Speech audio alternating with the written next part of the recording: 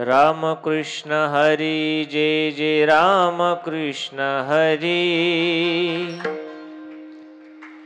राम कृष्ण हरि जय जय राम कृष्ण हरि। राम कृष्ण हरि जय जय राम कृष्ण हरि।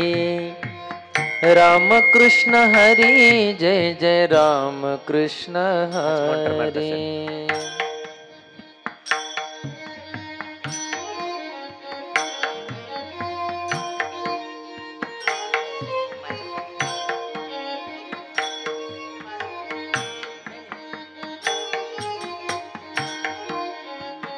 फिरू नको फिरू नको नको।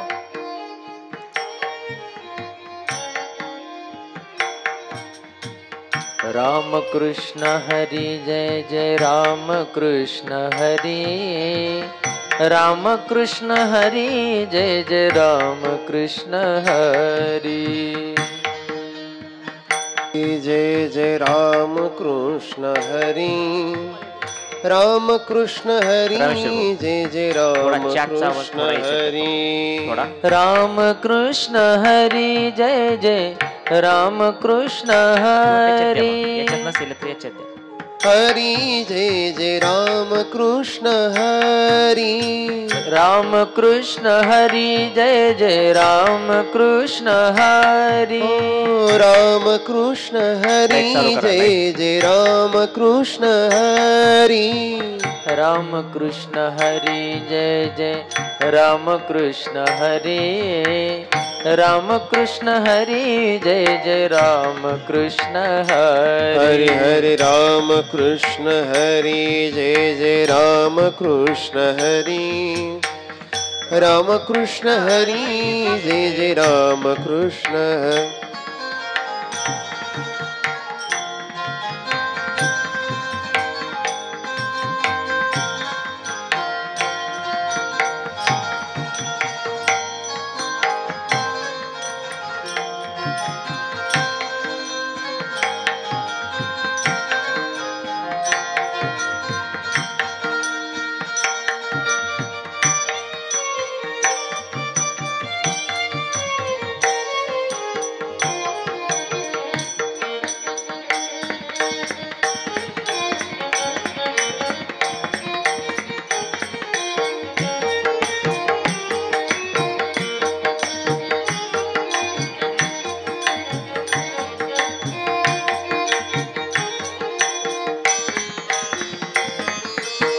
राम कृष्ण हरि जय जय राम कृष्ण हरि।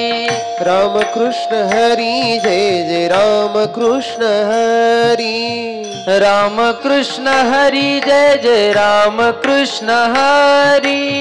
राम कृष्ण हरि जय जय राम कृष्ण हरि। राम कृष्ण हरि जय जय राम कृष्ण हरि। राम कृष्ण हरि जय जय राम कृष्ण हरि। राम कृष्ण हरि जय जय राम कृष्ण हरि। राम कृष्ण हरि जय जय राम कृष्ण हरि। राम कृष्ण हरि जय जय राम कृष्ण हरि। राम कृष्ण हरि जय जय राम कृष्ण हरि। राम कृष्ण हरि जय जय राम कृष्ण हरि हरि। हरि राम कृष्ण हरि जय जय राम कृष्ण हरि। जय हो राम कृष्ण हरि जय जय राम कृष्ण हरि। वक्रतुंड महाकाय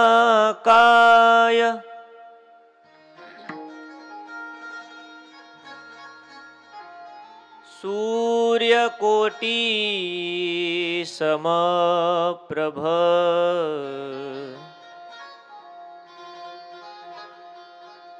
निर्विघ्नं कुरु मे देव।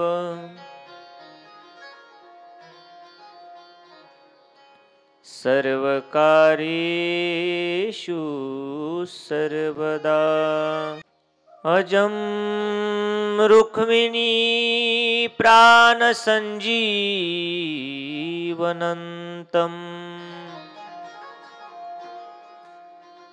परम धाम कैवल्य मेकं तुरीयम् प्रसन्नं प्रपन्नारति हर देव देव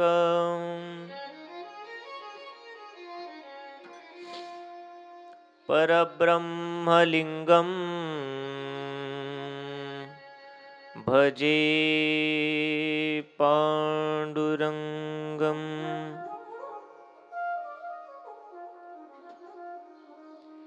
योगीराजं यतिश्रेष्ठम्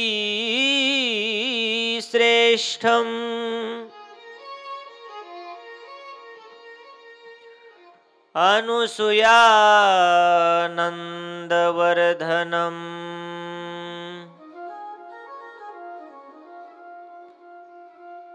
भर्गं वरेण्यं विश्वेशम्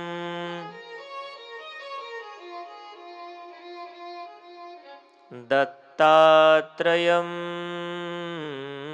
जगद्गुरु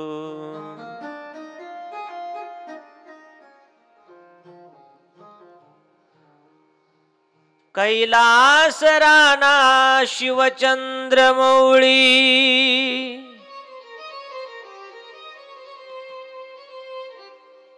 फणींद्रमाथा मुकुटे झळाळी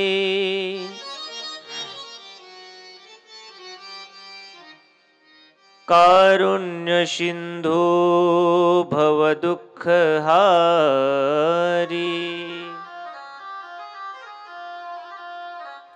तुझवीन शंभो मज कोण तारी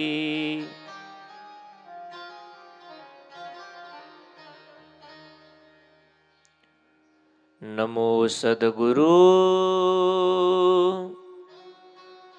तुकया ज्ञानदीपा नमो सद्गुरु सच्चिदानंद रूपा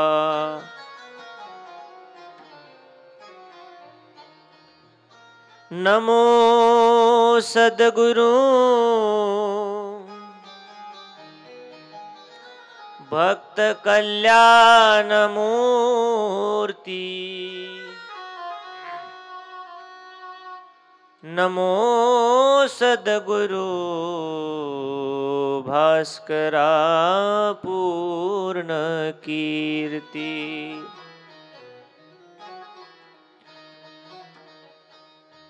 जया पूजिले आदरे पांडुरंगे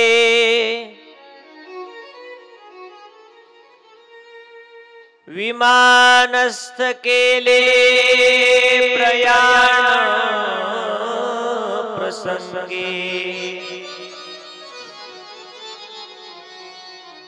तनु मानवी दिव्य रूपीच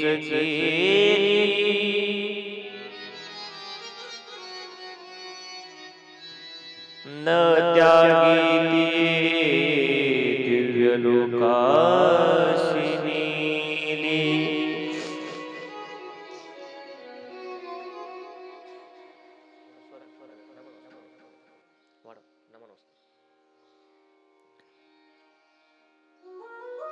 शबरी नाम कुलोत्पन्नम् मारुतिर्नाम यस्य पिता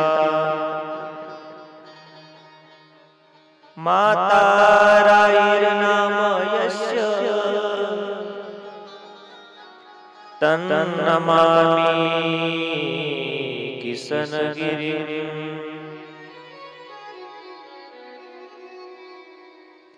जा जा ठिकाणी मन जाय माझे त्या त्या ठिकाणी निज रूप तुझे ठिकाणी मन जाय माझे त्या त्या ठिकाणी निज रूप तुझे जा जा ठिकाणी मन जाय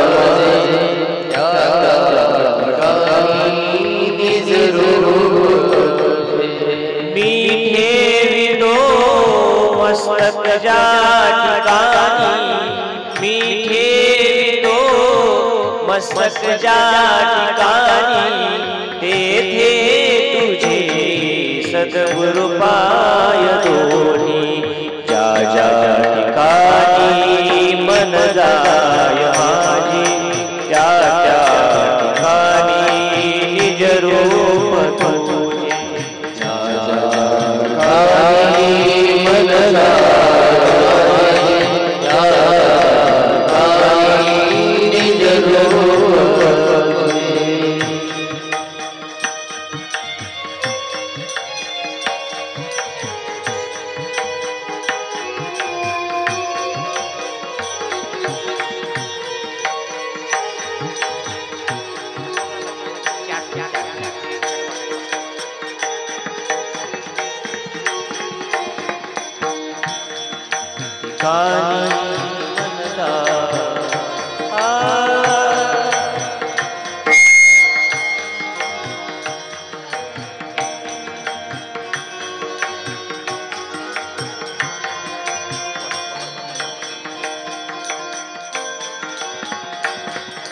मीठे दो मस्तक जा मीठे दो मस्तक जा सद्गुरु पाय दोन्ही जा जा मन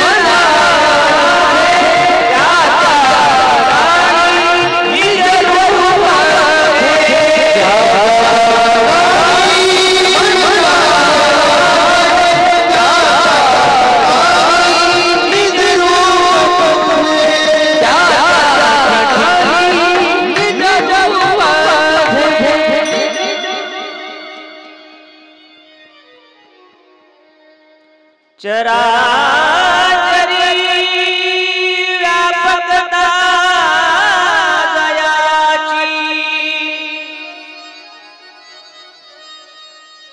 अखंड भेटी मजला तयाची परमपदी संगम पूर्ण झाला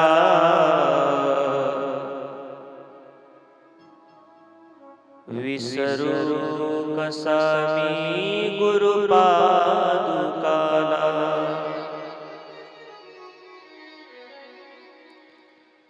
आता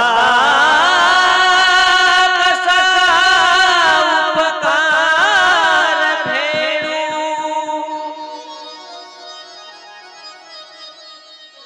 हा देह वाळून दूर सोडू म्या एक भावे प्रणिपात केला विसरू कसा मी गुरु पादुकाला प्रवराटे निवास देवगड ग्रामे कर्मभूमी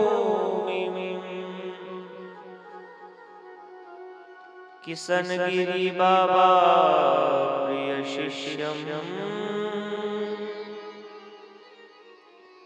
तन्नमामि भास्कर गिरिं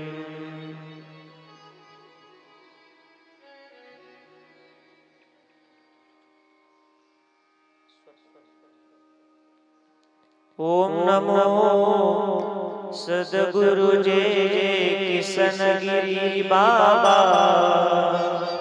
ओम नमो सद्गुरु जय जय किसनगिरी बाबा ओम नमो सद्गुरु जय जय किसनगिरी बाबा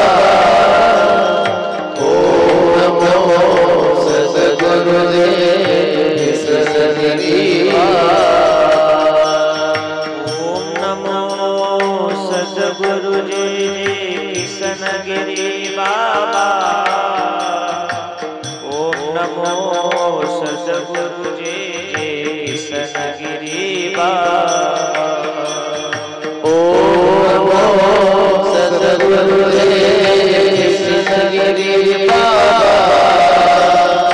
ओम नमो सद्गुरु जय किशनगिरी बाबा। ओम नमो सद्गुरु जय किशनगिरी बाबा। ओम नमो सद्गुरु जय जय किशनगिरी बाबा।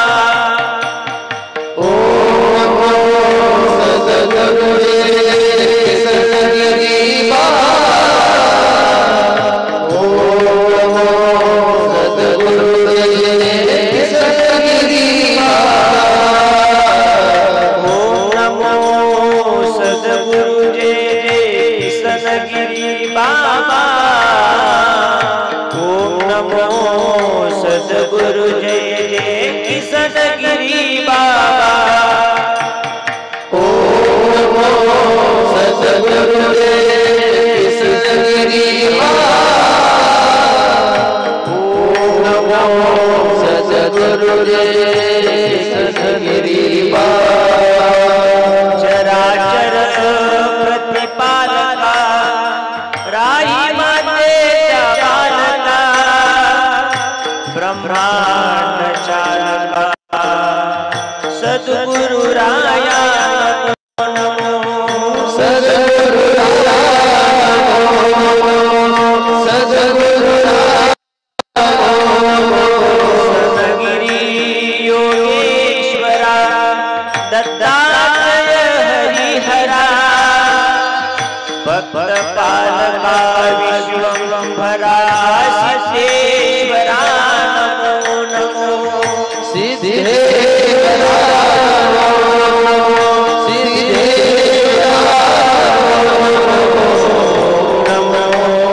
सद्गुरु जय किशनगिरी बाबा।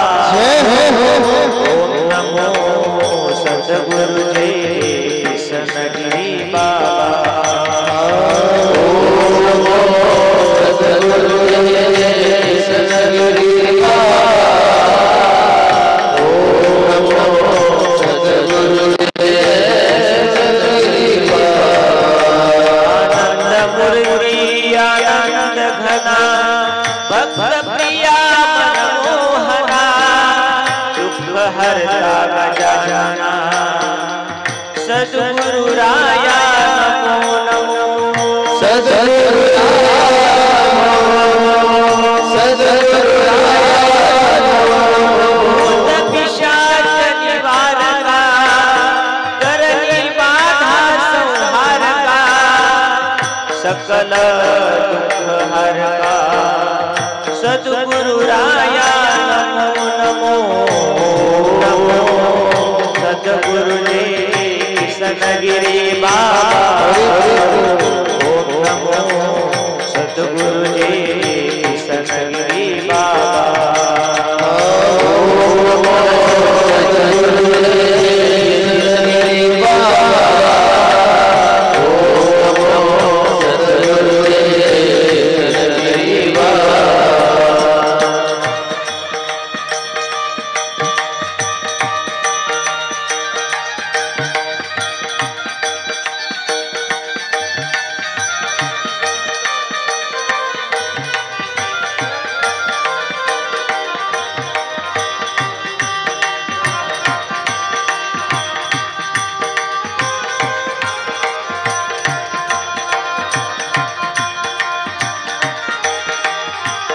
जय लोकनाथा जगन्नाथा प्राणनाथा प्राणदाता पुण्यवंता पुण्यशीला सद्गुरु राया नमो नमो। सद्गुरु सद्गुरु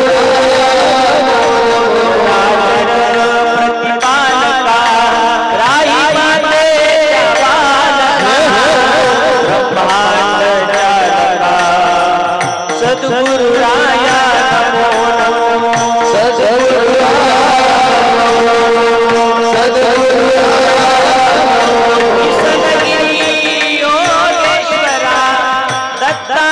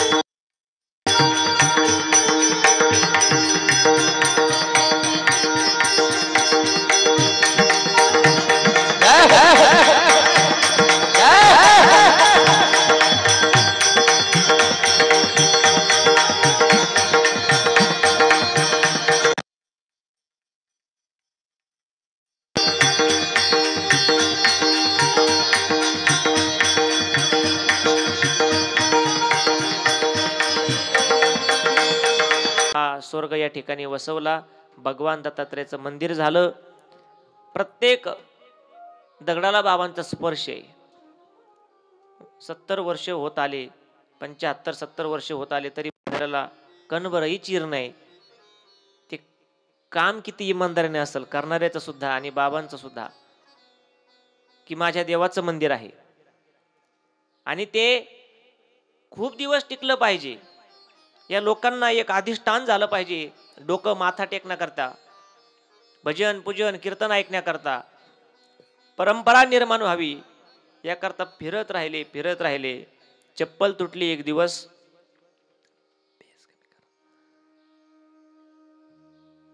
म्हणजे पुढचा प्रसंग आहे हा. परंतु मंदिराकरता किती समर्पण, किती त्याग. या मंदिराचा पाया, या संस्थांचा पाया दगडाचा नाहीये. हा सद्गुरू मोठे बाबांच्या आणि गुरुवरे बाबांच्या त्यागाचा पाया आहे. याला कधीच तडा जाऊ शकत नाही. चप्पल तुटली. बाबा म्हणाले याला खिळा मारून घेऊ, आपण बाजारला जाणारच आहोत. नाही म्हणले, खिळा नाही मारायचा. चपला घ्यायच्या आणि त्या झोळीत टाकायच्या तुटलेल्या आणि मोकळ्या पायानं. वाहनाचे विना करीती भ्रमण. वाहन म्हणजे चपला. एकेका देवाला एक एक वाहन होतं. कुणाला गणपती बाप्पाला उंदीर मामा, कार्तिक स्वामी महाराजांना मोर, भगवान महादेवांना नंदी होते. एकेका देवा ते एक एक वाहन. परंतु बाबांना वाहनाची विना करीती भ्रमण. चप्पल तुटली, बाजारात जाऊन खिळा मारून घेऊ. नाही मारायचं म्हणले. का? आणा 8 आणा शिवराई, काय खर्च होईल, 1 रुपया खर्च होईल आणि माझ्या भगवान दत्तात्रयांच्या मंदिराला लागणारा 1 दगड कमी होईल. त्यामुळं फाटक्या कपड्यात तुटक्या चपलात बाबा फिरत राहिले. फाटकेची वस्त्र तुटक्या वहाना.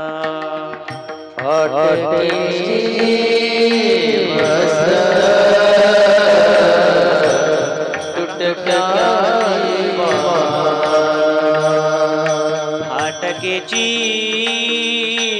वस्त्र तुटक्या वहाना.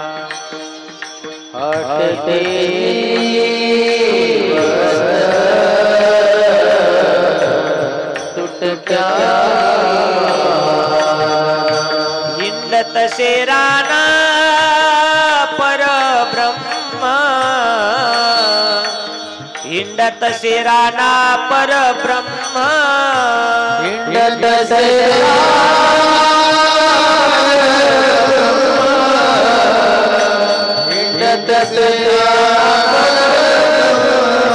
हिंडत शेराना परब्रह्म.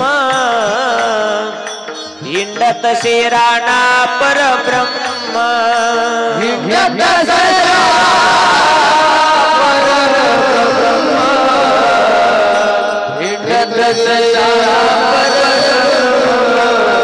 फाटकेची वस्त्र तुटक्या वहाना. फाटकेची वस्त्र तुटक्या वहाना.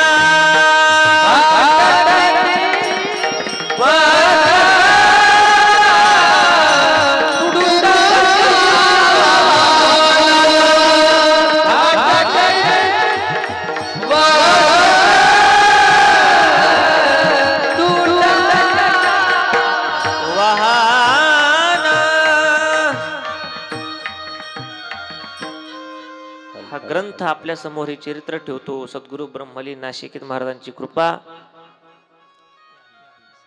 बाबांचे शब्द, बाबांचं चरित्र जशाच्या तसं तुमच्या आमच्या समोर आहे. ग्रंथ सांगत असतात, ग्रंथ असतात ते.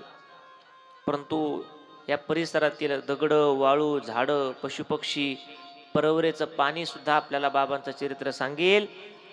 जायचं पाण्याच्या खळखळाटाला कान लावायचा.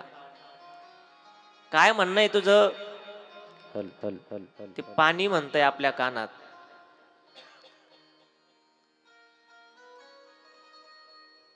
तीरावरी येत असे जो जो नर, सांगते सत्वर तया काणी. ऐका म्हणले माझं. काय ऐकायचं? भाग्य आहे आमचं की आमच्या या पात्रात बाबांनी स्नान केलं. आधी आम्ही पाणी होतो, आता आम्ही तीर्थ झालो. निर्झर सरिता झाल्या पावन, जेथे स्नान केले समर्थांनी. तांब्याही नसेल स्नान करण्याकरता, डुबकी घ्यायची, फाटकं धोतर असेल, कधी नारळाची कवटी अर्धी त्यानेच पाणी प्यायचं, कधी भोपळं, आणि त्याने हे तीर्थत्व प्राप्त झालं. त्या पाण्याला विचारायचं काय म्हणणं आहे तुझं. आता ते पाणी सांगते असं काहीतरी करा की जेणेकरून बाबाला आनंद होईल. म्हणले काय करायचं. ते म्हणले माझ्या पात्रात या आणि एक शिवलिंग तयार करा वाळूचं, त्याच्यावर ओंझळीनं पाणी टाका, मोठे बाबांना आनंद होईल.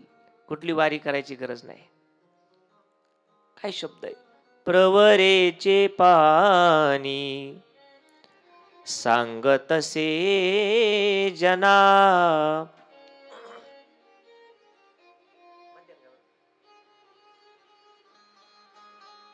प्रवरेचे पाणी सांगतसे जना, प्रवरेचे पाणी सांगतसे जना, प्रवरेचे पाणी सांगतसे जना, प्रवरेचे पाणी सांगतसे जना. या पात्रामध्ये सद्गुरु मोठे बाबांनी भजन केलं, नामसंकीर्तन केलं, महादेवांचं भजन केलं.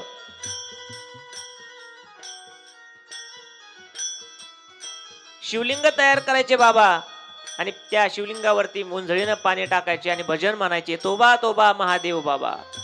तुम्ही तेच करा. शिव शिव म्हणा निरंतर, शिव शिव म्हणा निरंतर, शिव शिव म्हणा निरंतर, शिव शिव म्हणा निरंतर, शिव शिव म्हणा, शिव शिव म्हणा निरंतर. एकतरी पिंड करोनी विरघळा, एकतरी पिंड करोनी विरघळा, एकतरी पिंड करोनी विरघळा, एकतरी पिंड करोनी विरघळा. शिव पूजा भोळा भक्ती भावे, पूजा भोळा भक्ती भावे, शिव पूजा भोळा, शिव पूजा भोळा भक्ती भावे.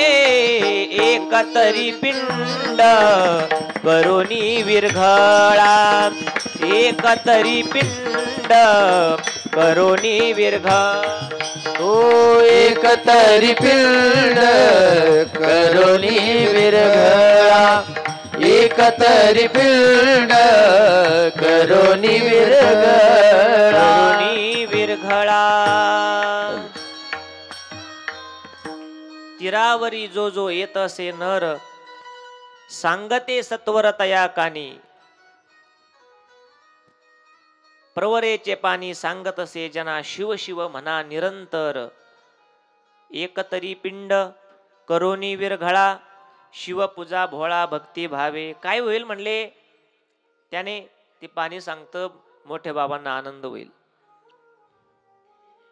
तयाचा हरिक होईल समर्था, चारी पुरुषार्थ देतील ते. की माझ्या या भक्तांनी ही परंपरा टिकून ठेवली, आनंद होईल म्हणले. पदस्पर्श आहे बाबांचा, करस्पर्श आहे त्या पाण्याला, स्नान केलं आणि म्हणून या प्रवरा माईला तीर्थत्व प्राप्त झालं. जिला आपण गंगा म्हणतो. घाटावर गेलं की अभंग म्हणावा लागतो. वाचे म्हणता गंगा गंगा, किसंगिरींचा पदस्पर्श होता, प्रवराती माता गंगा झाली. तीर्थे तया ठाया, तीर्थे तया ठाया, तीर्थे तया ठाया, तीर्थे तया ठाया, इति पुनीत भावया, इति पुनीत भावया, इति पुनीत भावया, इति पुनीत भावया, पर्व काळ पाया, पर्व काळ पाया, पर्व काळ पाया, पर्व काळ पाया, तळी वसे वैष्णवा, तळी वसे वैष्णवा, जळती दोषाचे डोंगर, शुद्ध होती नारी नर, तळी बसे वैष्णवाचा, तळी वसे वैष्णवा, जळती दोषाचे डोंगर, शुद्ध होती नारी नर.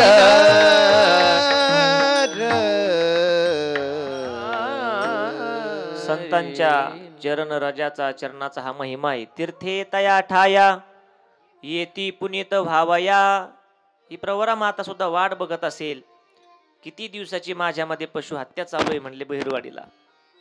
कुणीतरी यावं आणि हे सगळं पाप बंद करावं. काल गुरुवारी बाबाजींनी सांगितलं पाणी लाल व्हायचं. मोठे बाबा आधीच पाणी भरून ठेवायला लावायची. यात्रा आली की म्हणायचे मुलांनो 8 दिवसाचं पाणी भरून ठेवा. तीर्थत्व प्राप्त झालं. प्रवराती झाली देवगडा गंगा, करी पाप भंगा सकळांच्या, करी पाप भंगा सकळांच्या, करी पाप भंगा सकळांच्या. प्रवराती झाली देवगडा गंगा, करी पाप भंगा सकळांच्या, करी पाप भंगा सकळाचा, करी पाप भंगा सकळाचा. प्रवराते झाली देवगडा गंगा, प्रवराती झाली देवगड गंगा, प्रवराती झाली देवगडा गंगा, प्रवराती झाली देवगड गंगा, प्रवराती झाली देवगडा गंगा, करी पाप भंगा सकळांच्या, करी पाप भंगा सकळांचा, करी पाप भंगा सकळांचा. प्रवराती झाली देवगड गंगा, खरी पाप भंगा सकळांचा, करी पाप भंगा सकळाचा, करी पाप भंगा सकळाचा, सकळाचा. हा बाबांच्या पदस्पर्शाचा महिमा आहे. त्यांच्या तपश्चर्याचा महिमा आहे. परिसरात बाबा फिरू लागले. मंदिराचं काम चालू होत होतं. अर्ध काम झालं. परत आता पुढे काम कसं करायचं, त्या काळात एवढं अर्थ धन उपलब्ध नव्हतं. भक्ताच्या घरी जायचं, कुणाचे करणी कौटल काही दुःख असतील दूर करायचं, त्यांनी दिलेली मधुकरी घ्यायची. मग ते धान्य असेल, गायांना चारा कडबा दिलेला असेल, ते सगळं विकून मग त्या कारागिरांचे मोल द्यायचे. आणि मंदिराचंही काम झालं. तरीही परिसरात बाबांची काही महत्वाची भक्त मंडळी होती. या 2ऱ्या अध्यायामध्ये आणि 3ऱ्या अध्यायामध्ये सद्गुरू ब्रह्मलीन महाराज वरती या, वरती या.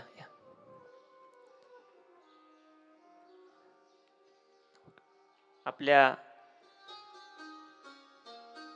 तालुक्यातील असणारे एक ज्येष्ठ कीर्तनकार हरिभक्तपरायण आडभाई महाराज त्यांची या ठिकाणी उपस्थिती आहे. त्यांची सर्व गुणीजन गायक मंडळी, आमचे किशोर महाराज, प्रकाश महाराज, गणेश महाराज, अनिल महाराज,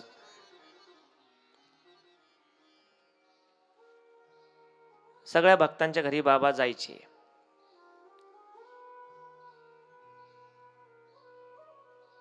कोणत्या गावातले कोणते भक्त हे सर्व सद्गुरू नाशिकेत महाराजांनी लिहून ठेवलंय. बहिरवाड्याला गेले की विनोबाई थोटे परिवार, गोधेगावला गेले की गंगाधर भाऊ शेळके, त्याचबरोबर गुप्ताई मातेकडे गेलं खाली गोधेगावच्या पलीकडे तर बाबुराव भाऊ तनपुरे, भरपूर भक्त मंडळी होते. भागोजी सुतार, मुक्ताबाई भागवत, हे सर्व आता नाहीत, पण त्यांचे असणारे नातू मुलं त्यांच्या पुढच्या पिढ्या आहेत आणि त्याही बाबांशी तेवढ्या एकनिष्ठ आहेत. आताही सेवा करतात परंपरेनं. त्या घरी गेल्यानंतर बाबा त्यांच्याकडून पीठ पाणी घ्यायचे, लहान मुलाच्या हस्ते घ्यायचे आणि विचारून जायचे की आई ताई आम्हाला जेवण करायचंय, स्वयंपाक करायचंय. ते आवर्जून सांगायचे या बाबा. तर बाबा त्या घराचं सगळं पावित्र्य बघून जायचे. घरात विटाळ असेल तर जात नसायचे. तरी फुकट नको म्हणून मग काय करायचं, भाकरी करता करता प्रवचन. हे असं माझ्यासारखं असं नव्हतं. हे तबलाम पखवातास घोंगडीच्या सणावारी बसत असे किसनगिरी, भक्त बैसोनी तया शेजारी बोधवचन ऐकती. त्यांचं प्रवचन म्हणजे साधे शब्द निघाले की तेच प्रवचन, पण त्याचा अर्थ वेदांचा असायचा. तयाचे बिसाट शब्द सुखे म्हणो येती वेद, सहज बोलणे हेच प्रवचन, भजन कीर्तन नाही नाही, भजन कीर्तन सर्व काही, भजन कीर्तन सर्व काही. सहज बोलण्याची प्रवचन, भजन कीर्तन सर्व काही, भजन कीर्तन सर्व काही, भजन कीर्तन सर्व काही. सहज बोलणे हित उपदेश. पण ते सहज बोलण्याकरता बिगर चपलाचं त्या भक्ताच्या घरी जावं लागायचं. लाईटची सोय नाही, रस्त्याची सोय नाही, काटा कुठे विच्चू काटा हे सगळं. पण तिथं जाऊन सहज सोप्या भाषेत प्रवचन. ज्या घरी जाय योगेश्वर, हे विश्वाची माझे घर, ऐसे मानोनी मुनीश्वर, बोधतयाशी सांगत असे. हे सगळे आपले आहेत. हे समजून त्यांना, जसं आपण एखाद्या वाईट वागणाऱ्या व्यक्तीला एकांतात घेऊन सांगतो की बाबा असं करू नको, तर बाबा घरात जाऊन त्यांना सांगायचे घर सुखी ठेवायचं, काय करायचं, कसं वागावं, मालकाने कसं वागावं, मालकीनबाईने कसं वागावं, कसं राहिल्यानंतर प्रपंच चांगला चालतो, हे स्वयंपाक करता करता.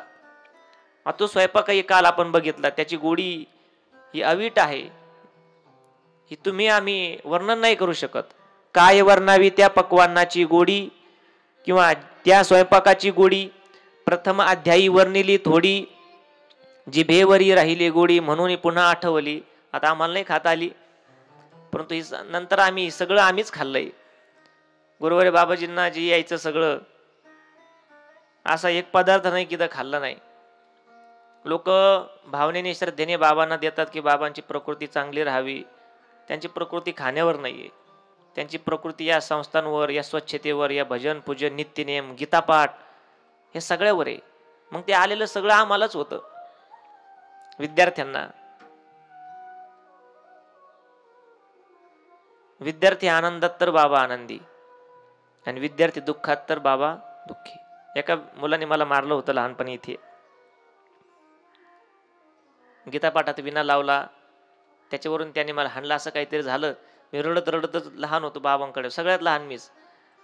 बाबांकडे आलो, इथे जुनं पालखी घर होतं, बाबा इकडून आले. ते काय झालं, असं असं झालं. तिथं गेले, त्याला मग बाबांनी उभं केलं आणि डोक्यावर काहीतरी घ्यायला लावलं, टोपलं. गीतापाठ झाला, परंतु त्याला शिक्षा केली म्हणून दुपारचं जेवण नाही केलं. विद्यार्थी सुखात तर आपण सुखी, भक्त सुखात तर आपण सुखी. आणि त्यांना संत म्हणतात ना, दुसऱ्याच्या सुखात सुख आणि दुसऱ्याच्या दुःखात दुःख मानणं ही मोठी बाबांनी या परंपरेला शिकवलं, घालून दिलं. वैष्णव जन तो येणे कहिये जे पीड पराई जाने रे. वैष्णव जन तो तेने कहिए जे पीड़ पराई जाने रे. वैष्णव जन तो तेने कहिए पीर पराई जाने रे. वैष्णव जन तो तेने कहिए पीर पराई जाने रे. पर दुखे उपकार करे तो मन अभिमान ना धरियो रे.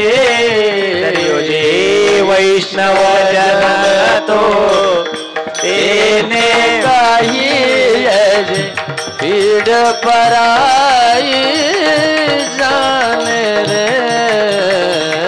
वैष्णव जन तो तेने कहिए पीर पराई जाने रे.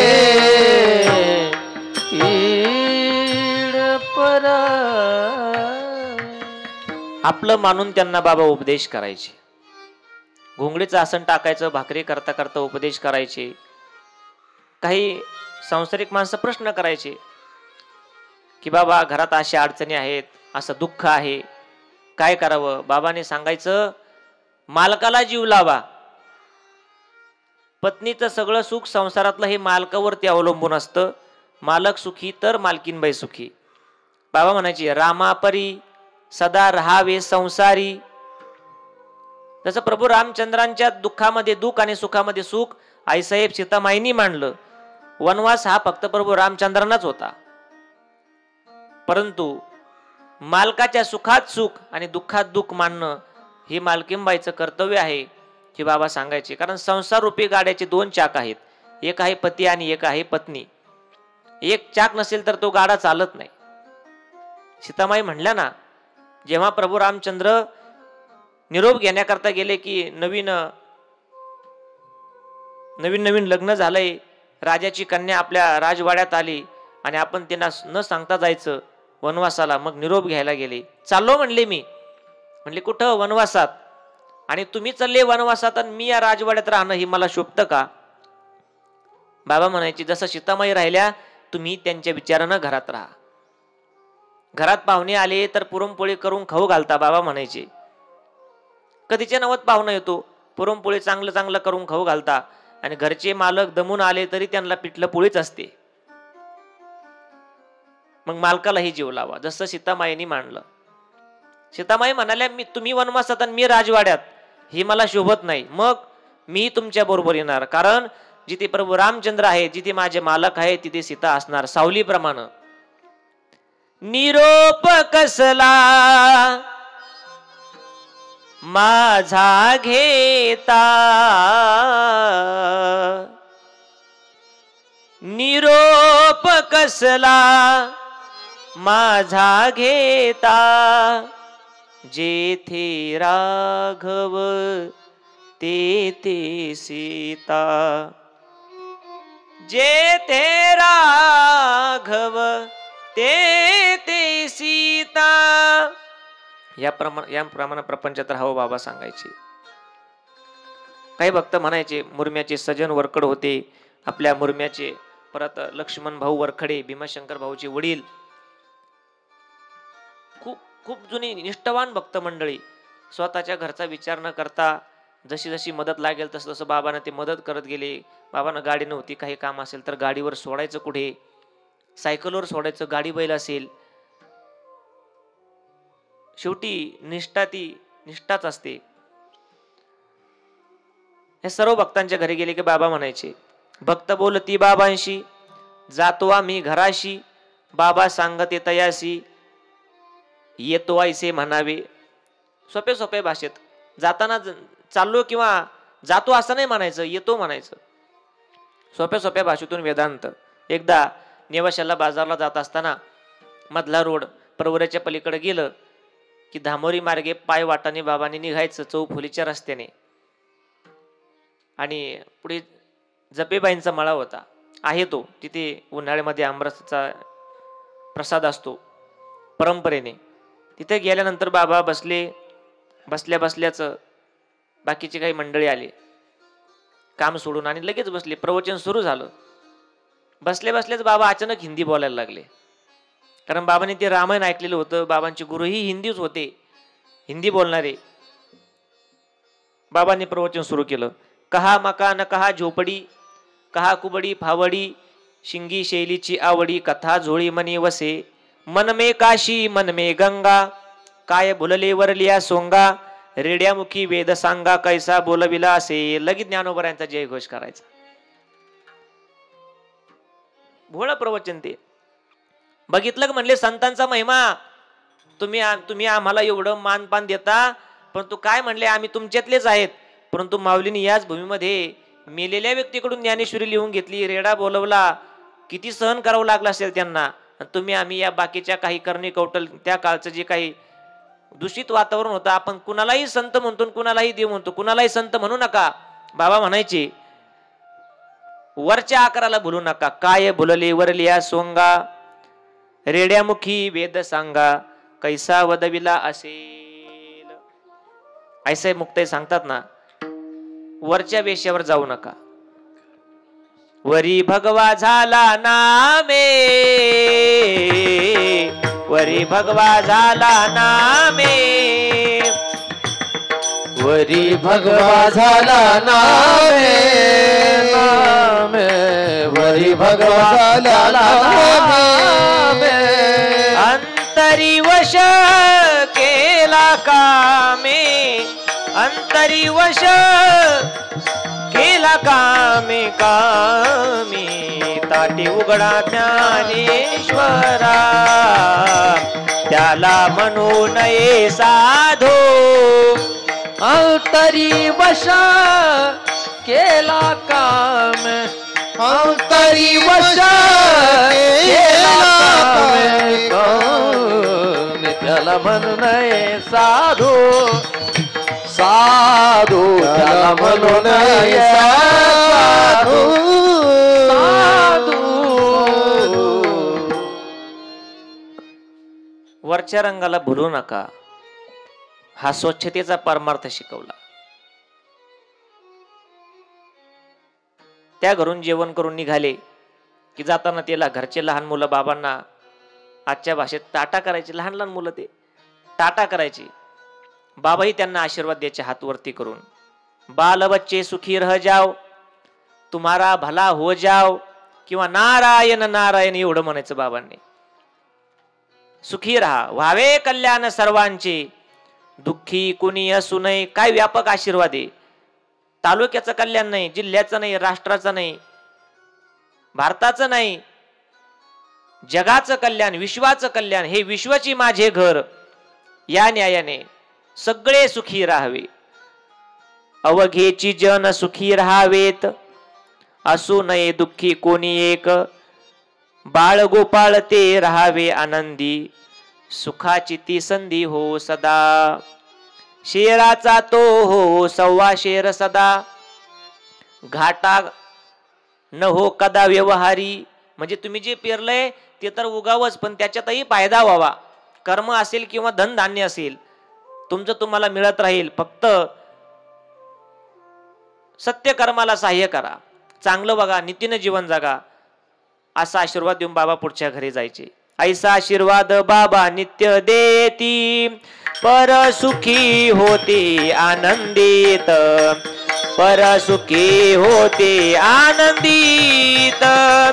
परसुखी होती आनंदित. ऐसा आशीर्वाद बाबा नित्य देती परसुखी होती आनंदित.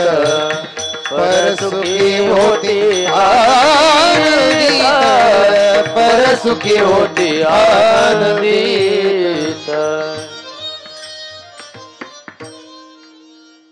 दुसऱ्या दिवशी दुसरं गाव. बाबा हे सारखे फिरत असायचे.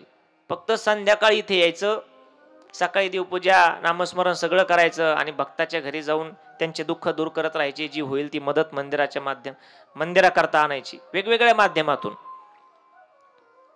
चैतन्य रूपी बाबांची स्वारी वन वन फिरे या भुवरी. नेमिक भक्तांच्या जाऊन घरी पुण्य पावन करीत असे. कुणाच्याही घरी नाही, परंतु त्यांची श्रद्धा त्यांचा भाव बघून त्यांच्या घरी जायचं, बसायचं, प्रवचन सुरू करायची. या 2-3 अध्यायात बाबांचे सगळे शब्द जसेचे तसे आहे, प्रवचनच आहेत.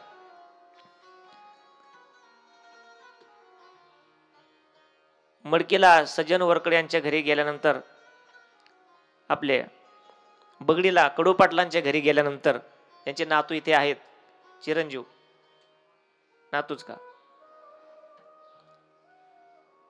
त्यांच्या घरी गेले. बाबा अचानक गेल्यामुळे सगळे गडबडून गेले, गोंधळून गेले. आणि बाबांचं घोंगडीचं आसन बरोबर नव्हतं. म्हणजे घोंगडीच्या आसनावर गुरुवारी बाबाजी पूजनी स्वामीजी बसतात, ते बाबांचं बरोबर नव्हतं आसन, विसरलं असेल कुठेतरी. तिथे गेल्यानंतर सर्व भक्तांनी गडबड केली. थांबा थांबा, बाबा झाडून घेतो, बसण्याकरता टाकतो. बाबा लगेच बसले आणि बोलता बोलता सुरू केलं लगेच. म्हणले काय खाली बसलं तरी काय होणार आहे, ही धरणी माता आहे, फार तर फार कपडे मळतील. देवाला कपडे मळलेले चालतात, देवाला स्वच्छ लागतं ते आतलं अंतःकरण. तुम्ही सगळे मंडळी बाहेरून स्वच्छ राहण्याचा प्रयत्न करता, आतून स्वच्छ झालं की जगाचा मालक येऊन त्या ठिकाणी वास करतो. येवोनी गोपाळ राहे ते राहे ते येवोनी या गोपाळ राहे ते राहे ते येवोनिया गोपाळ राहे ते राहे ते येवोनिया गोपाळ राहे ते. तुका म्हणे चित्त करा रे निर्मळ. तुका म्हणे चित्त करा रे निर्मळ. तुका म्हणे चित्त करा रे निर्मळ. तुका म्हणे चित्त करा रे निर्मळ. येवोनी गोपाळ राहे ते राहे ते येवोनी गोपाळ राहे ते. हो येवोनी गोपाळ राहे ते राहे ते येवोनी गोपाळ राहे ते राहे ते. बाबा चित्त स्वच्छ करायचं, आतून स्वच्छ व्हायचं म्हणजे काय करायचं? बाहेरून स्वच्छ होऊ शकतो, साबणाने स्नान केलं, अजून काय उठणे असतील ते सगळं लावलं म्हणजे शरीर स्वच्छ होतं. पण आतून कसं स्वच्छ व्हायचं? हे कीर्तनकार सांगतात. एकाला सांगितलं आतून स्वच्छ झालं की देव येऊन राहतो, तो घरी जाऊन निर्माच प्याला म्हणे.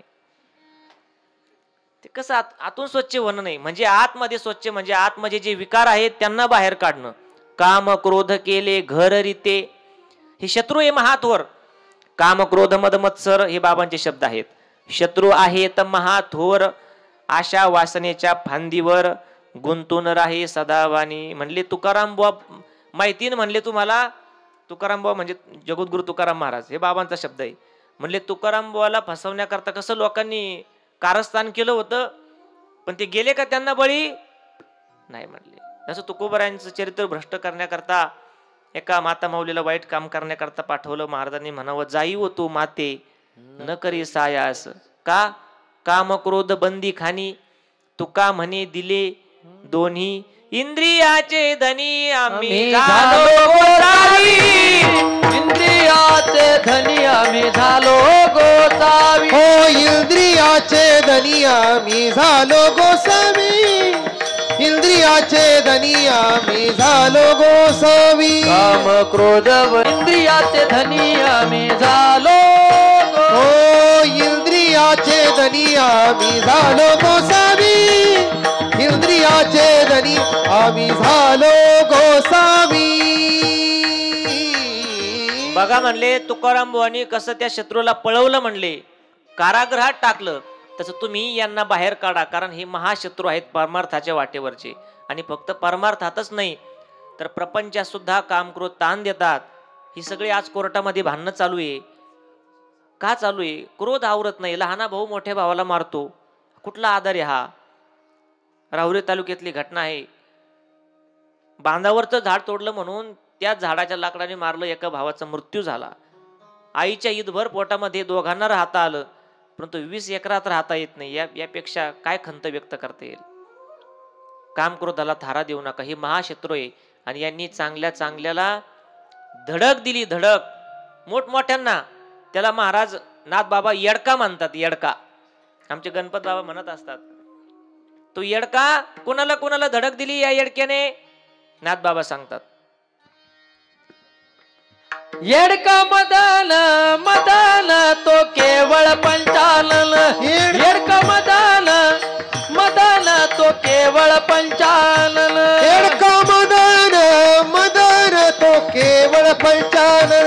येडका मदन मदन तो केवळ पंचानन. धडक मारिली शंकरा केला ब्रह्मयाचा मातेरा. हो इंद्र चंद्रासी दरारा लाविला देने. येडका केवळ पंचानन. येडका मदन मदन तो केवळ पंचानन. येडका मदन मदन तो केवळ पंचानन. येडका मदन मदन तो केवळ पंचानन. येडका मदन मदन तो केवळ पंचानन. देवादिकांना सुद्धा या विकाराने त्रास दिलाय. दूर राहा. आणि साधू संतांनी त्या सगळ्या प्रयत्नावरती ही सगळी वारकरी संप्रदायाची धुरा टिकवली. कारण जे देवांना करता येत नाही ते संतांना करता येतं. देवाने दूध काढलं बैलाचं. तुकोबरायांनी नंदीचं दूध काढलं दगडाच्या. येले ईश्वरा ते पूजिले दूध नंदीचे काढिले. हे सामर्थ्य तपश्चर्याचं आहे. बाबा म्हणायचे ही फार महान, फार मोठ्या मोठ्यांना त्रास दिला. धडक मारिली शंकरा केला ब्रह्मयाचा मातेरा. इंद्रचंद्राशी दरारा लाविला जेने. आणि म्हणून स्वच्छ जीवन जगा, विकार रहित जीवन जगा. परमार्थामध्ये कुणाचं फुकटचं खाऊ नका. बाबा म्हणायचे फुकाची हरण करू नये. गावाचं, भावाचं, देवाचं. देवाचं सुद्धा फुकट खाऊ नये. इथे एक कुठली तरी स्त्री माता माऊली यायची नेहमी. आजी होते त्या.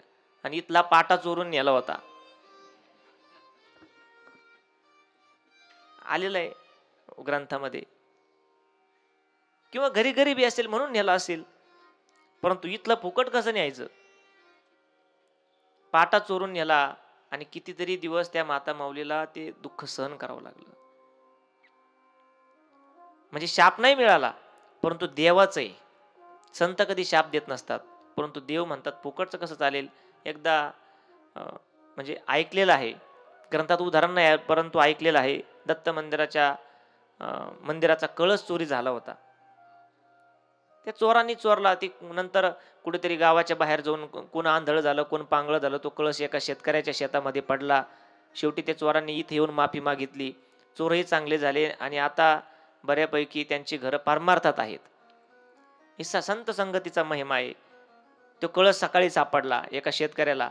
आपले मुरम्याचे असणारे चोपदार बाबूराव पाटील भास्कर त्यांच्या मुखातून ते ऐकलं होतं. फुकाची हरण करू नये. जोडून या धन उत्तम व्यवहारे. कष्ट करायचं मग खायचं. बाबा म्हणायचे नेहमी करोनी या कष्ट मिळवावे धन. फुकाचे हरण करू नये. देवे दिले हात करावया काम. गाळून या घाम मिळवावे. हरामाच्या नको महालनी माढ्या. त्याहुनी झोपड्या भल्याच की, हरिनामा सवे राहावे कुटीत, तयाच्या मुठीत हरी सदा. देव कधी बंगल्यावाल्याकडे नाही येत. देव आला ओळखा त्याची खुन, देव आला घरा त्याचे पडे चिरा संसाराशी. तुकोबरांचं घर. आम्ही सदैव सुडके, जवळी येता चोर धाके, जाऊ पुढती भिके, कुत्री घर राखीती, धन कन घरोघरी पोट भरी भिकेवरी, जतन ती करी कोण गुरे वासरे, परंतु जगाचा मालक येतो का, आतून स्वच्छ झाले म्हणून. सोप्या भाषेत बाबा उपदेश करत असायचे. कधी कलंक लागू देऊ नका, कुणाची निंदा करू नका, कारण निंदा केली की तो व्यक्ती तात्पुरता ऐकून घेतो. गुरुवारी बाबाजींनी सुद्धा निंदेवरती एक लिखाण केलेलं आहे, छोटा ग्रंथ आहे तो. मोठे बाबा सुद्धा सांगायचे निंदा करू नका, कारण ज्याच्या समोर निंदा करतो, निंदेने त्याचे दोष आपल्या अंगावर येतात. ज्याचे दोष ज्याची आपण निंदा केली त्याचे दोष आपल्या अंगावर येतात. आणि दुसरी गोष्ट, भीतीही आपल्या मागे येते. आपण ज्याच्याजवळ बोलतो तो तिकडे जाऊन जर त्याला बोलला तर भांडणं होतील, ही भीती नेहमी मनामध्ये असते. त्यामुळे बाबा म्हणायचे निंदा करू नका, कलंक शरीराला कधी लावू नका. सगळ्यात काळं आहे ते म्हणजे कलंक, तो कशानेच धुतल्या जात नाही. काही प्रश्न विचारले आहेत शास्त्रामध्ये, सगळ्यात काळं काय, सगळ्यात पातळ काय, सगळ्यात उष्ण काय. तो लेखक सांगतात, जल से पतला कौन है, पाण्यापेक्षा पातळ काय, कौन भूमी से भारी, पृथ्वीपेक्षा जड काय, कौन अगन से तेज है, कौन काजल से काली, अग्नीपेक्षा उष्ण काय आणि काजळ्यापेक्षा कोळशेपेक्षा काळं काय. तर त्याची उत्तर अशी दिलेली आहेत, जल से पतला ज्ञान है, पाप भूमि से भारी, क्रोध अगन से तेज है, कलंक काजल से काली. काही केल्या तो धुतला जात नाही. पापही करू नका, पापाचं ओझं कधीच कुणाला झेपलं नाही. माणसाने जीवनात कधी कुणाला भ्यावं तर ते म्हणजे फक्त पापाला.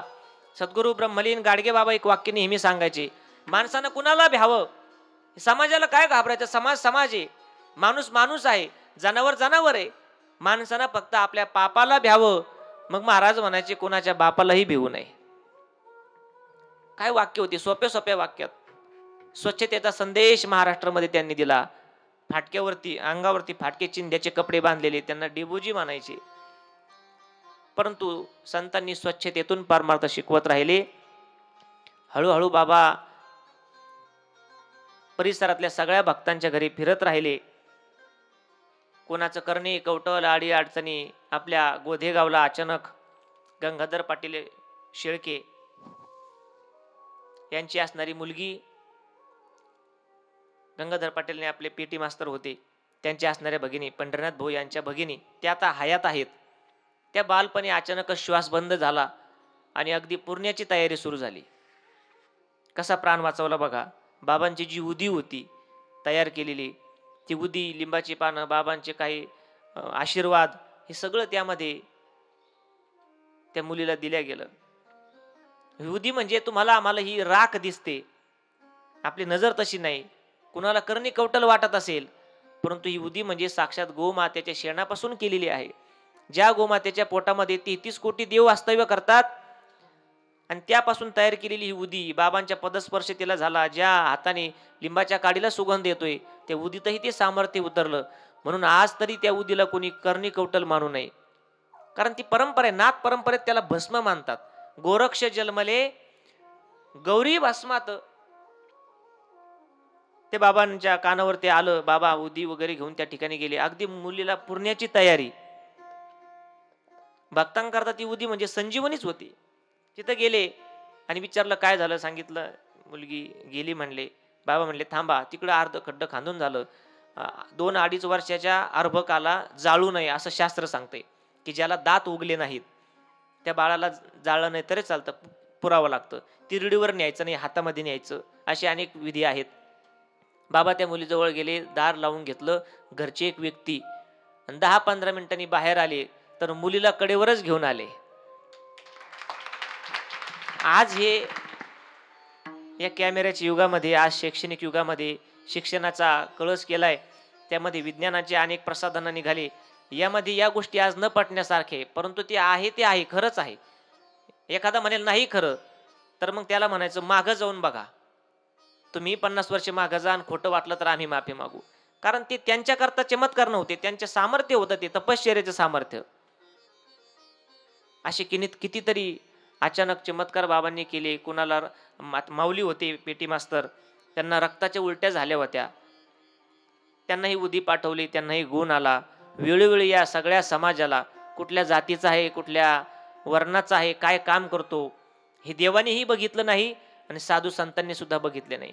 अगदी चोखोबाचे संगे ढोरे ओढी, सजेन कसे विकू लागे मांस, तसं साधू संतांनी सुद्धा कुठल्या प्रकारचा जातीपात न करता या समाजाला उपदेशाचं अमृत, ज्ञानामृत पाजत राहिले. आणि शेवटी बाबा सांगायचे की हे सगळं एक आहे, हे जगत निर्माण केलंय देवाने केले, करणारा एक आहे, म्हणून तुम्ही आम्ही भेद करू नये. मराठी मांग महार, ऐशा जाती व्यवहार, सगळेची एक ईश्वर, जातपात नसेची. हे सगळे देवाची लेकरे, ममय वंशो जीव लोके.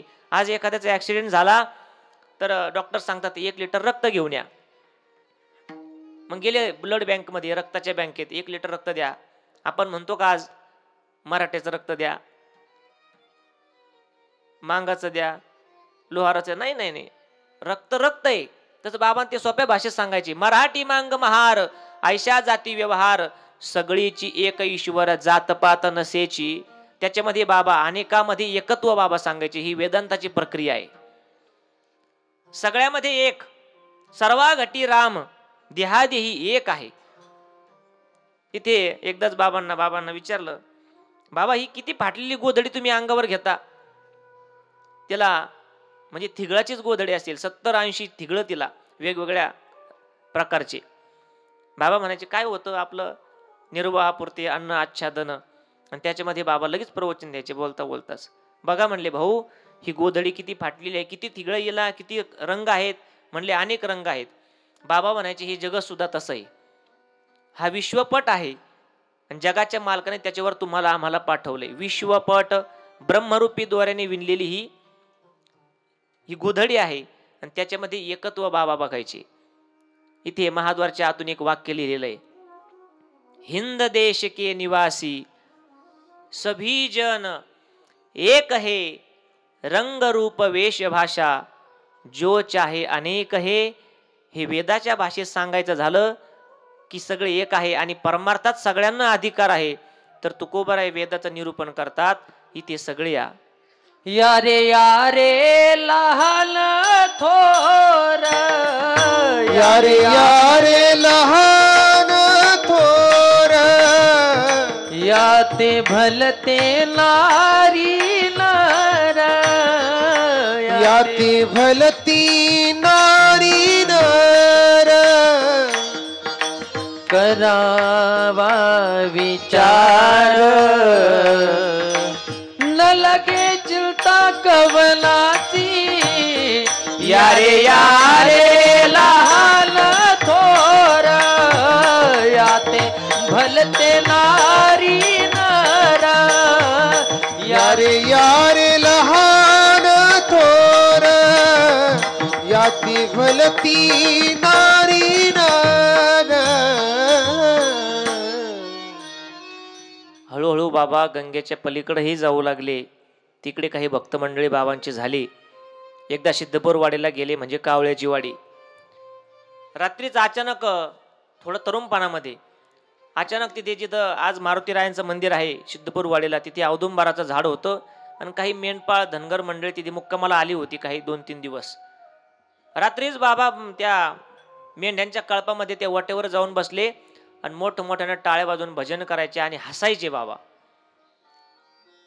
तर त्या गावचे मुख्य त्यांना मानायचे वैकुंठवासी रामराव दादा, बाबांचे फार एकनिष्ठ भक्त. त्यांचं वर्णन पुढे येणारच आहेत. त्यांची खूप मदत आहे इथे सुरुवातीपासून. गंगापूरकरांची, इथे टाळ पखवाद विना नंतर पहिलं भजन चालू झालं म्हणजे त्या भक्तांच्या सहकार्यातून. तिथं गेले, टाळ्या वाजू लागले, मोठमोठ्याने हसू लागले. धनगर मंडळी घाबरून गेली ती की आपल्या मेंढ्यांना काही धोका होईल का, कुणी चोर आलं का काय. पलीकडे एवढं बाबांचं महत्व माहीत नव्हतं किंवा बाबा कुणी आहेत. ह्या पंचकृषीत बाबा फिरायचे. तिथे जाऊन बसले मग आणि घाबरले ते. मग त्या दादांना बोलवलं, म्हणले दादा कोणतरी व्यक्ती आहे अज्ञात आणि ते हसत आहे मोठमोठ्याने, टाळ्या वाजवत आहे, भजन करत आहे. तिथे गेल्या गेल्या रामराव दादांनी हात जोडले आणि विचारलं, म्हणले बाबा तुम्ही इकडे कसे. तर बाबा म्हणाले, दादा तुम्ही आम्हाला कसं ओळखलं. ओळखलं म्हणले, संत आहेत, वाऱ्या हाती माप चाले सज्जनाचे, कीर्तिमुख त्यांचे नारायण. आणि मग सकाळी पाहुणाचार झाला. सकाळी रामराव दादांनी सगळं यथोचित सन्मान करून इकडे पाठवलं. कालांतराने तिकडची भक्त मंडळी काही देवगडला बाबांकडे आली की बाबा आम्हाला तीर्थयात्रेला जायचंय. अनेक दिवसाने बाबा आधी आधी पंढरपूरला जायला नको म्हणायची, आधी आधी माळही घालत नसायचे. बाबा म्हणायचे मन माळ पाहिजे अंतरी, आमची मनाचीच माळ आहे. एक दिवस सगळे भक्त मंडळी देवगडला आले. आषाढी वारीचा पर्व काळ आलेला, ज्येष्ठ महिना संपत आलेला आणि सर्वांची इच्छा होती की पंढरपूरला जायचं. पांडुरंगाला नमन करून वैकुंठवासी ब्रह्मलीन नाशिकेत महाराजांनी या अध्यायाची सुरुवात केली. श्री गणेशाय नमः, सद्गुरु शंकराय नमः. ओम नमोजी सद्गुरुदेवा, नमो केशवा माधवा. गर्जना चाले पंढरपुरी, संत सखा चंद्र भागेत्री, तेथे संत कीर्तन करे, प्रेम भरे नाचत असे. काय म्हणले पांडुरंगा देवा, काय तुमचं वर्णन करावं. आमचे बाबा आज येणारे म्हणले तुमच्या दर्शनाला. या अध्यायात संकट पडता भक्ताशी, धावणी येत असे वेगेशी, सोडविले दामाजीशी, रूप पालटुनी आपले. भक्तांच्या मेळ्यात तू नाचतो म्हणले देवा. वैकुंठ आवडलं नाही, शेषेची गादी शयन आवडलं नाही, पण भक्ताच्या तुटक्या फाटक्या झोपडीमध्ये येऊन बसतोय. जा सुखा कारणे देव वेडावला, जा सुखा कारणे देव वेडावला. वैकुंठ सोडोनी संत सदनी राहिला, वैकुंठ सोडोनी संत सदनी राहिला. भक्ताचं घर आवडतं देवा तुम्ही का. नेहमी टाळ वाजतात, भजन चालू असतंय, शेषाचे शयन गादी, वैकुंठ आवडलं नाही. रुक्मिणी आईला सुद्धा नवल वाटलं. काय म्हणले देवाला, एवढी सेवा करायची आम्ही, पाय लक्ष्मीचे हाती, सारखी सेवा, आणि तुम्हाला त्या घरात जिथं बसायला कोट नाही, बाज नाही, काहीच नाही, तिथं जायचं म्हणले. नावडे वैकुंठ शेषाचे शयन, वैष्णव सदन आवडले, रमा म्हणे कैसे नवल पै झाले. काय नवले म्हणले. अशा या पांडुरंगाला नमन करून सद्गुरु ब्रह्मलीन नाशिकेत महाराजांनी या ग्रंथामध्ये बाबा पंढरपूरला कधी गेले, भक्ता करता अचानक दत्त म्हणून कधी उभे राहायचे, अचानकच उभा राहायचे समोर, नारायण लगेच बाबांचा जप असायचा. भक्त मंडळी आले, बाबा पंढरपूरला जायचं, ज्येष्ठ वारी झालती, आता आम्हाला पंढरपूरला जायचं, परंतु साधू बरोबर जायचं ही इच्छा आहे. बाबा म्हणले तुम्ही जाऊन या, मी इथं आहे आणि हेच माझं पंढरपूर आहे. देवगड असे पंढरपूर माझे, दत्तात्रय राजे पांडुरंग, प्रवराती माझी भीमाचंद्र भागा, पुण्य आले भागा भक्ताची. आपण एक काम करा, तुम्ही चालले ना, देवाला माझा नमस्कार सांगा.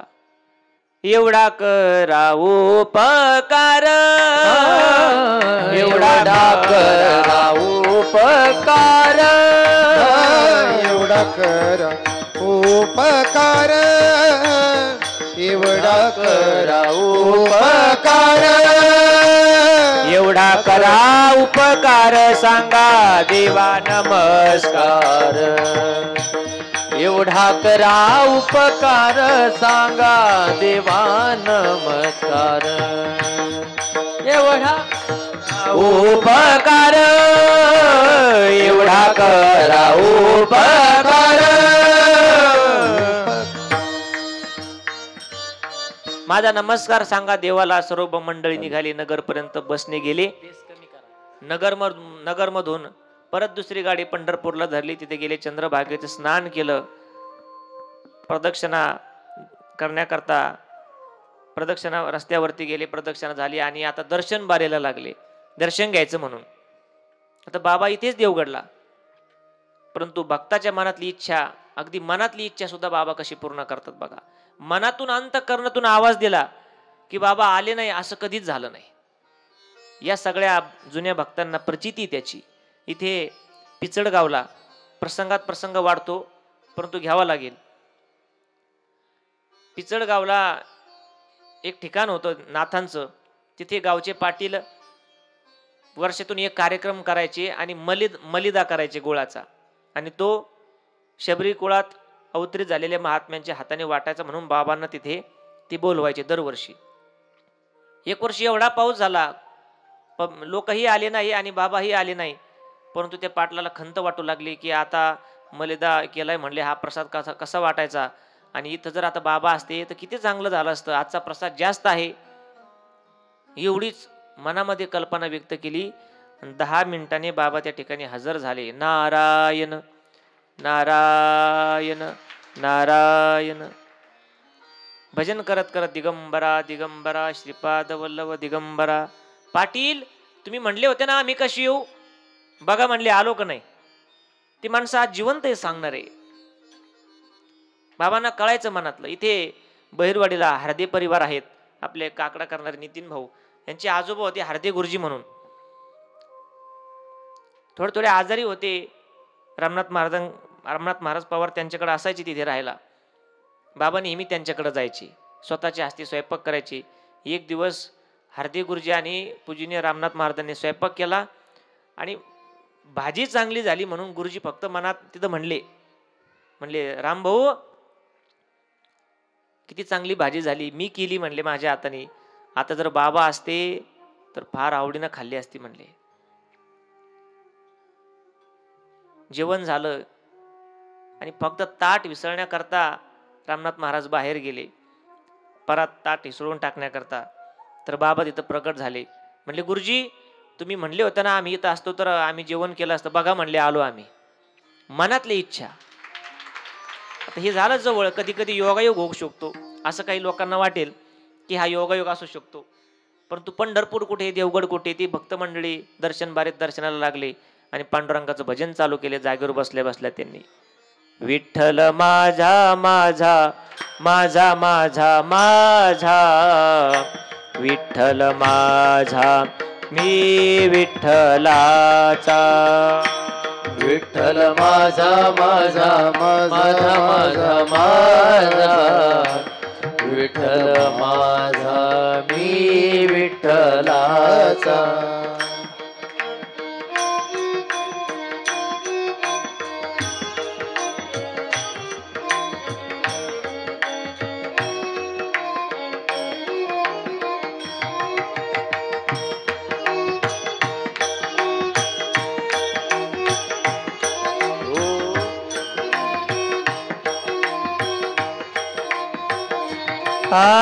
विठ्ठल माझा विठ्ठल माझा मी विठ्ठलाचा.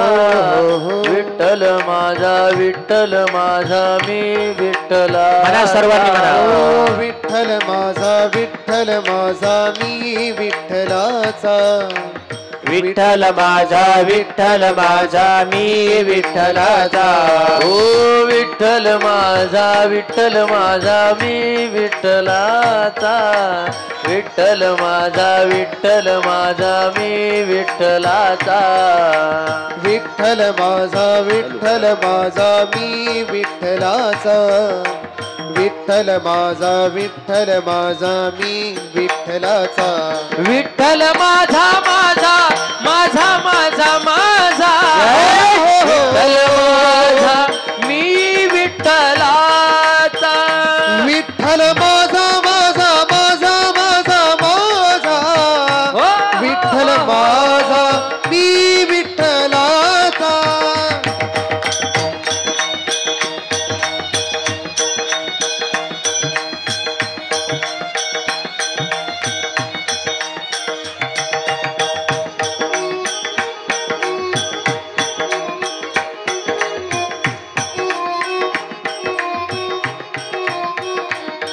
विठ्ठल माझा माझा माझा माझा विठ्ठल माझा मी विठ्ठला विठ्ठल माझा माझा माझा माझा माझा हो हो हो विठ्ठल माझा मी विठ्ठलाचा विठ्ठल माझा माझा माझा माझा माझा विठ्ठल माझा मी विठ्ठलाचा विठ्ठल माझा माझा माझा माझा माझा हो हो हो मी विठ्ठलाचा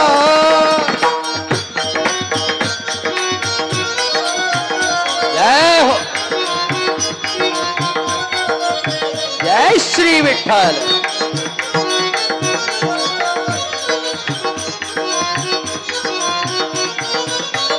विठ्ठल माझा माझा माझा माझा विठ्ठल माझा मी विठ्ठलाचा विठ्ठल माझा माझा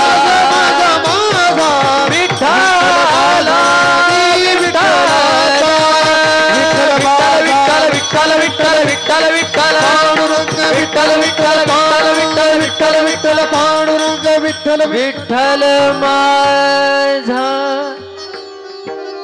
मी विठ्ठला आवाज सर्व आपले परिसरातले भक्त मंडळी बाबांचा निरोप घेऊन पंढरपूरला गेले. चंद्रभागेचं स्नान झालं, दर्शन बारीत गेले. बाबा नाही बरोबर म्हणून खंत व्यक्त करत होते की सद्गुरू किसनगिरी बाबा जर आपल्या बरोबर आले असते तर संताबरोबर दर्शन झालं असतं. कारण देवाकडे जात असताना संताशिवाय जाऊ नये किंवा संताशिवाय जाता येत नाही. हरी प्राप्तीशी उपाय धरावे संताचे ते पाय, संता विना प्राप्ती नाही ऐसे वेद देते ग्वाही. पण खंत व्यक्त करत होते मनात की सद्गुरू मोठे बाबा जर इथं असते पंढरपूरला तर चांगलं झालं असतं. दर्शन बारीत जाऊन भजन चालू आहे. भजन करता करता एका व्यक्तीने बघितलं, म्हणले समोरच्या दुकानासमोर कोणतरी व्यक्ती दिसते. मागून बघितलं तर बाबांसारखीच मूर्ती वाटते. म्हणले छोटीशी, अंगात बारबंदी, काखे लटकती झोळी, गोजिरी मूर्ती सावळी, काठी घेऊन उभी असे. आणि म्हणून जवळ गेलं आणि चांगलं निहाळून बघितलं. मंद अंधार होता. बघितलं तर अचानक लक्षात आलं की हे तर आपले बाबा आहे म्हणले देवगडचे. आणि मोठ्याने जयघोष केला. म्हणले भक्त मंडळी हो इकडे. म्हणले बाबाने आपल्या मनातली इच्छा व्यक्त केली. म्हणले कुठे आपण बसने आलो आणि मनात इच्छा व्यक्त केली. बाबा बिगर वाहनाचे तिथं आले. म्हणले मोठ्याने बाबांनी सर्वांचा घोष केला. श्री समर्थ सद्गुरु किसनगिरी बाबा की जय. अवधूत चिंतन श्री गुरुदत्त. सावळी मूर्ती त्या ठिकाणी बाबा समोर उभे राहिले. सर्वांनी दर्शन घेतलं. म्हणले बाबा आमच्या बरोबर आलं असतं तर काय झालं असते. गाडीत आले, आता मागून परत गाडी करावी लागली आणि एकटेच आले, तुमच्या बरोबर कोणी नाही. बाबा म्हणले काय नाही काय नाही, दर्शन घ्या म्हणले. सर्वांनी दर्शन घ्यायला आतमध्ये गेले.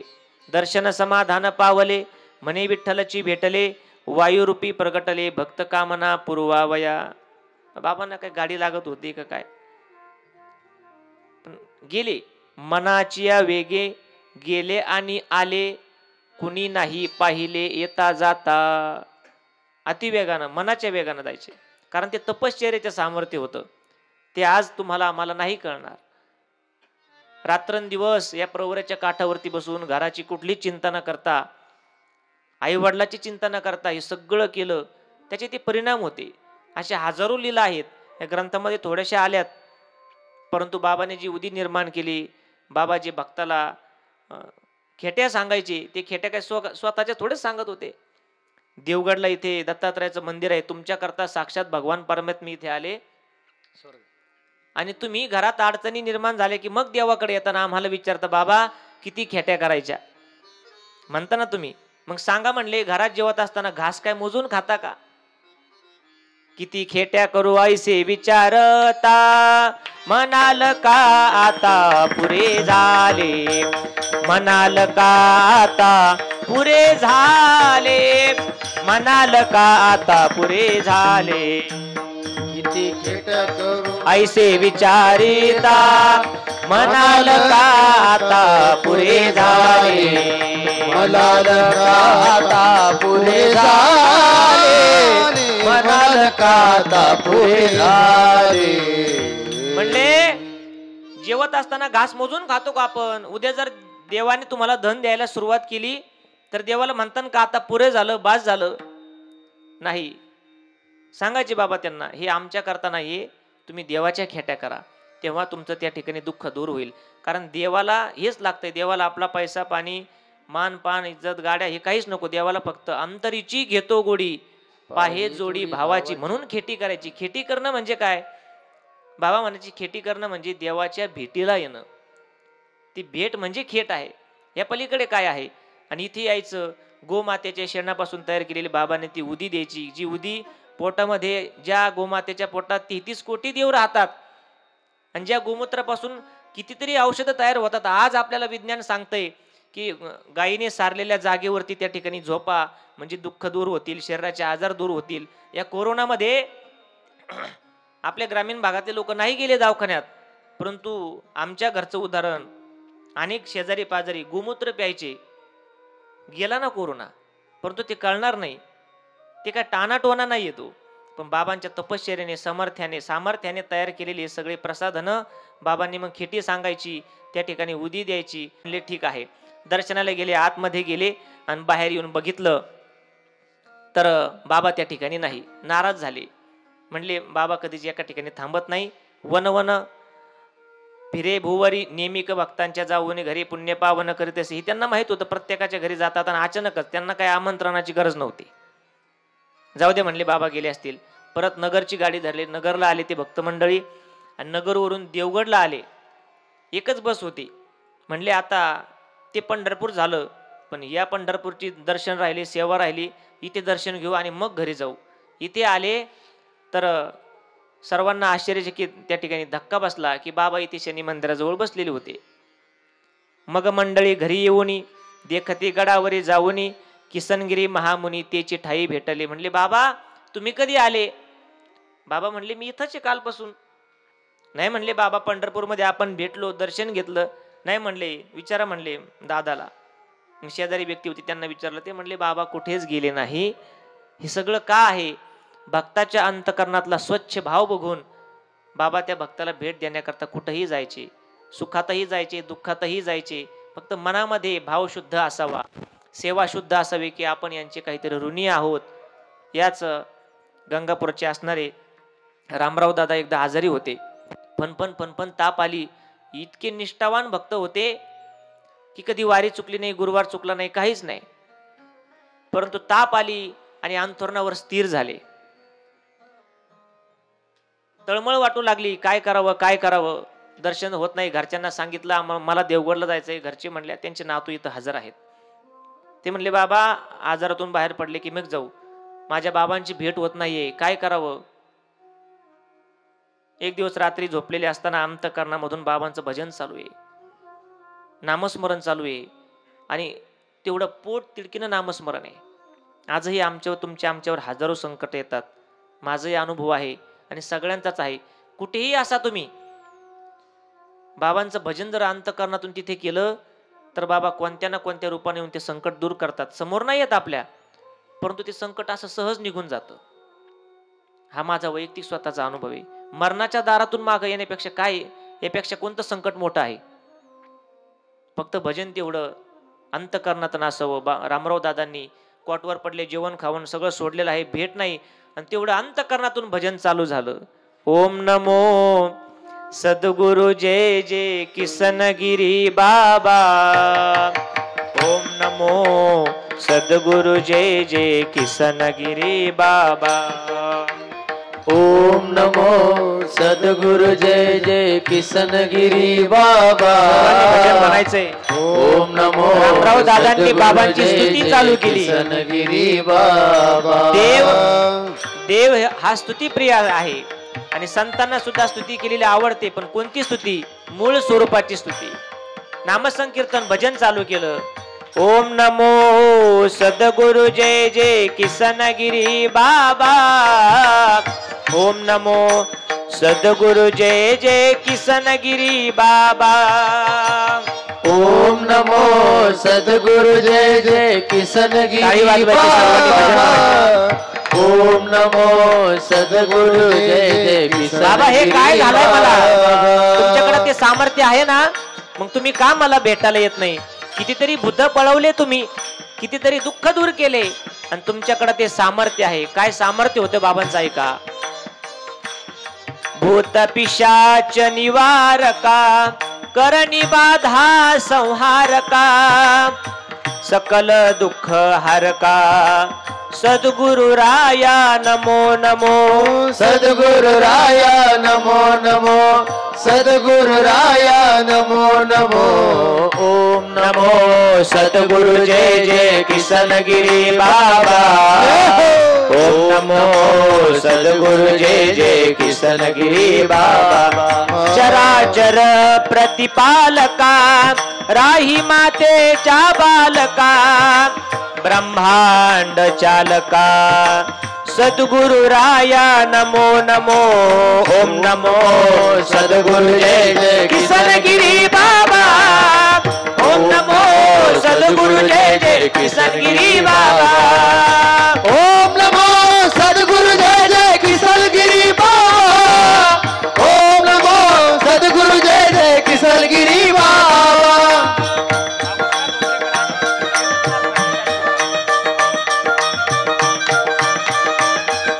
ओम नमो सद्गुरु जय जय किसनगिरी बाबा ओम नमो सद्गुरु जय जय किसनगिरी बाबा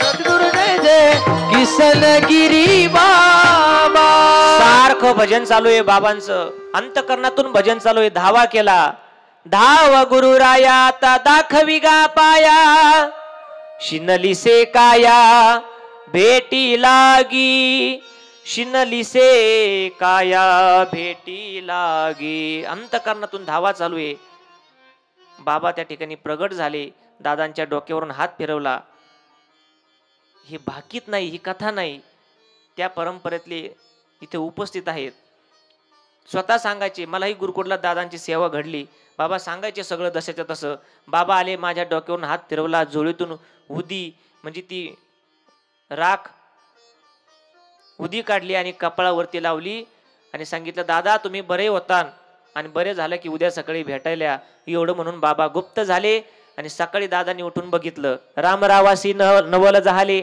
तात्काळ आजारातून उठले तैसेची गडावर आले बाबांच्या भेटी कारणे सकाळी उठले स्नान केलं स्वतःच्या हाताने सगळं आवरलं घरचे म्हणले काल दादा उठत नव्हते जेवत नव्हते आज सगळं हे कसं म्हणले रात्री बाबा आले होते तुम्हाला भेटले नाही का त्यांना वाटलं दादा निष्ठावान सेवक आहे बोलत असतील परंतु नीट झाले पायी पायी पायी पायी मधल्या मार्गे देवगडला आले आणि ती जे सगळे भक्त होते त्यांना सांगू लागले बाबा माझ्या स्वप्नात आले समोर दिसले माझ्या डोक्यावरून हात फिरवला उदी लावली आणि बघा म्हणले मी नीट झालो महिना झाला आपली भेट झाली नव्हती हे सगळे सामर्थ्य बाबांचं आहे श्री समर्थ सद्गुरु किसनगिरी बाबा की जय अवधूत चिंतन श्री गुरुदेव दत्त सगळे बाबांची या समाजावर तुमच्या आमच्यावर केलेले उपकार आहेत तरी उपकार कशाशी म्हणावे हेच खरे जाणून घ्यावे महासंकट येता धावावे संत चरण सेवेशी आणि त्यांचे उपकार आहेत म्हणूनच आपण या ठिकाणी त्यांच्याच विषयी त्यांच्याच परंपरेविषयी थोडंसं बोलण्याचा प्रयत्न करतोय काय माझी वाणी मानेल संतांशी रंजवू चित्ताशी आपुलिया त्यांनी एवढं आपल्याला दिलंय समुद्रामधलं कप भर आपल्याला दिलंय परंतु आपण किती बोलणार आहे ते आपलं गोड करून घेणार आहे मना वाटे तैसी बोलिलो वचने केली धीटपणे सलगी देवा वाणी नाही शुद्ध याती एक ठाव भक्तीने भाव नाही म्हणे आजची आपली कथा संपलेली आहे आपण या सत्रात थांबणार आहोत दुपारी बरोबर 3 वाजता कथा चालू होईल आज या कथेला भेट देण्याकरता सर्व तालुक्यातील वारकरी संप्रदायातील थोर मंडळी आलेली आहेत त्यामध्ये नेवाशीचे माऊली संस्थांचे असणारे हरिभक्तपरायण आमचे देवदास महाराज म्हस्के शास्त्री महाराज या ठिकाणी उपस्थित आहेत सर्व त्यांची मंडळी त्याचबरोबर आमचे भागवत महाराज उंबरेकर पूजनीय उंबरेकर महाराजांची परंपरा निष्ठेने चालवतात तेही या ठिकाणी उपस्थित आहेत सर्व प्रभुप्रिय सज्जन माता भगिनी पूजनीय आईंच्या पूजनीय स्वामीजींच्या आणि बाबाजींच्या उपस्थितीत ही कथा चालू आहे त्याचबरोबर आमचे हरिभक्तपर्यंत देवदास महाराज आडभाई त्याचबरोबर त्यांची सर्व गुणीजन मंडळी या ठिकाणी उपस्थित आहेत आता बाबांचं भजन होईल कथेला पूर्ण विराम देऊ आणि दुपारच्या सत्रामध्ये कथा होईल. यानंतर भजन झाल्यानंतर बाळू महाराज सूचना सांगतील.